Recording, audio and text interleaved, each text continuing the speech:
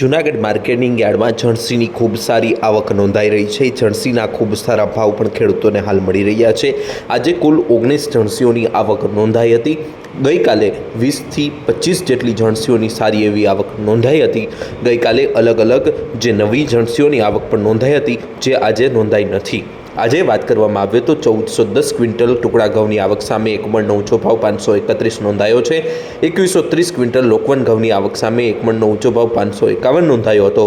આ સાથે 1875 ક્વિન્ટલ ચણાની આવક સામે એક મણનો ઊંચો ભાવ 1185 નોંધાયો હતો। આ સાથે 2243 ક્વિન્ટલ તુવેરની આવક સામે એક મણનો ઊંચો ભાવ 2350 નોંધાયો છે। સફેદ ચણાની આજે 115 ક્વિન્ટલની આવક નોંધાઈ છે।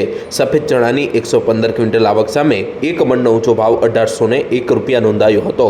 અડદની 24 ક્વિન્ટલ આવક સામે એક મણનો ઊંચો ભાવ 1884, જ્યારે મગફળીની 455 ક્વિન્ટલ આવક સામે એક મણનો ઊંચો ભાવ 1328 રૂપિયા નોંધાયો છે। 1810 ક્વિન્ટલ ધાણાની આવક સામે એક મણનો ઊંચો ભાવ 1636 રૂપિયા નોંધાયો છે। આ સાથે કાળા તલની પણ આજે આવક નોંધાઈ હતી।